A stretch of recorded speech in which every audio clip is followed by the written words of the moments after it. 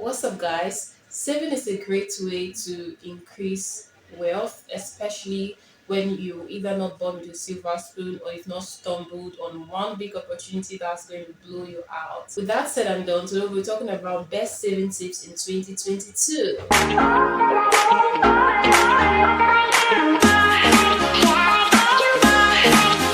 By the way, so if this is your first time watching, my name is Glory. I've made several investment videos and everything. So in 2022, I would like us to apply some of these tips as we're starting off the year, such that before the year runs out, we will not be looking at our bank account and crying and asking ourselves, what have we done? Especially when we do not have serious cases of emergencies like health issues, because those are one of the issues that can swallow up your savings at a go. And you cannot say because you want to save, you ignore your health or you ignore the health of your family or friends or things like that. So you want to meet up with those responsibilities. But keeping all of those aside and everything is okay, we don't want to be in a position where at the end of the year we are looking at ourselves and we're looking at one another like, what the hell went on? Like 2022? So I have to stop all of that or help you stop it and help me stop it this as early as now. Okay, so yes, let's dive into the tips. It's going to be sort of a progression, step by step, and we're going to go to the point we're trying to make. First is determine your income. The year has just started. What are your sources of income? Are you on a paid job, full time, part time? Are you a freelancer? Whatever you're doing, how much income are you making? Are you earning income monthly, daily? Are you a business person? You can use last year's references to be able to project how much income you're going to make this year. It might not be static, but it's going to give you a good sense of direction of how much income you can make this year. With that, you'll be able to have an idea, okay, from this amount I'm going to get monthly, weekly, daily, this is how much I can spend from it. This is how much I can spend from it. So first tip is determine your revenue, determine your income, determine all your sources of income. Are you a content creator? How many gigs did you have? How many endorsements did you have? What are the prospects for this year? How much do you think this is going to bring for you? So you have to do that and project your revenue. From there, the next step is now determine your expenses. Expenses will be categorized into two. The expenses in terms of your needs and your wants. Your needs and your want. What are your needs? Your needs are those things you cannot do without. For example, you have water, we have about food, we're talking about shelter. What else are we talking about? Your needs can also extend. There are some really very important things which you actually cannot do without. Your needs, for example, if you're renting, you should be able to know how much you're going to spend on rent costs for the year.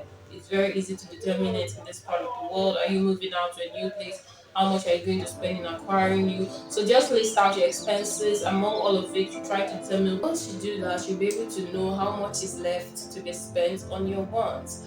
Now, I call this rule the 35 15 50% rule. What does this mean? The 5% from the balance left after keeping out aside money for your needs.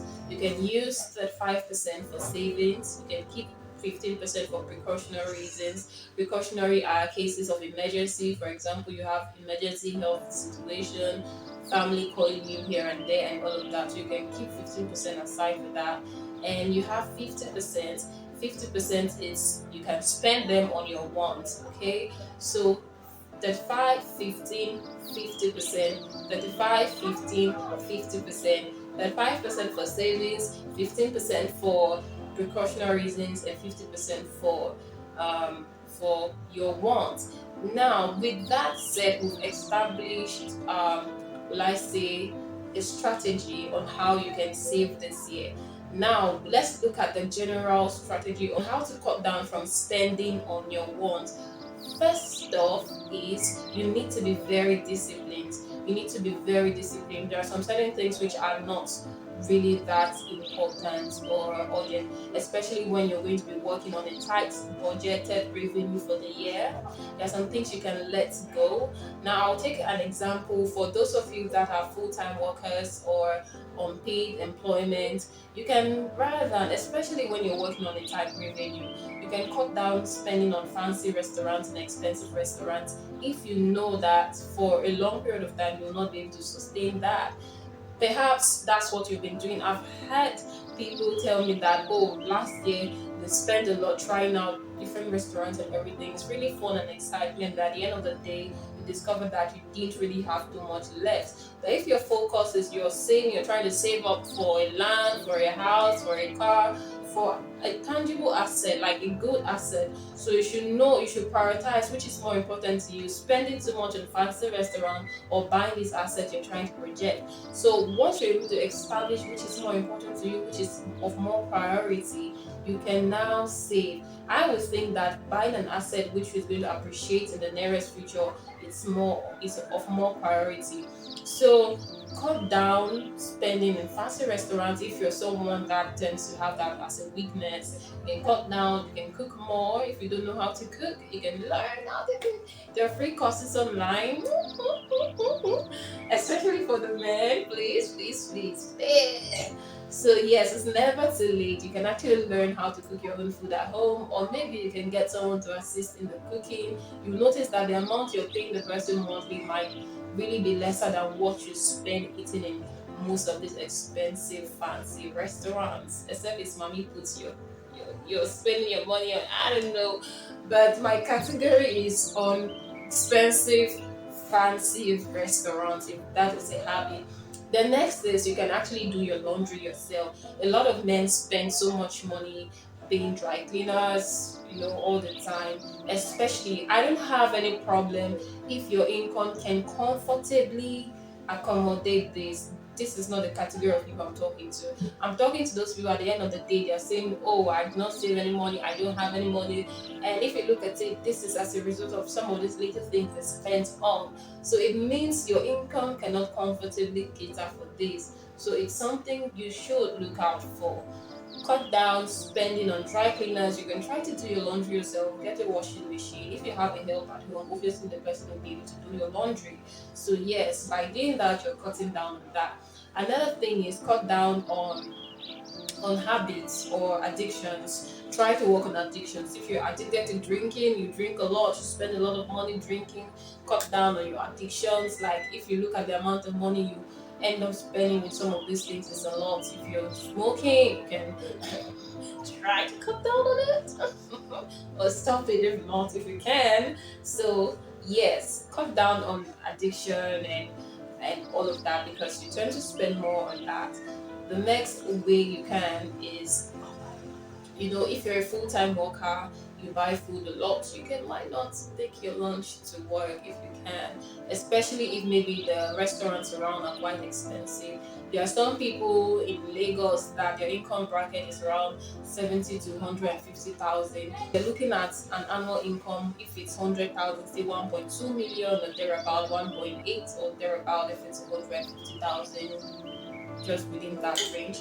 You can't afford, given the fact that the cost of living, it's actually very high. On a normal day, the cost of food items are already very much expensive. So even you cooking for yourself, you're spending twice as much as you were spending 2 years ago. So just imagine if you're spending that amount of money on lunch, spending say 2,000, 2,500, and you also have to, if you have a car, you have to fuel your car, you have to maintain your car, you have to, if you're using public transport, you have to pay for it.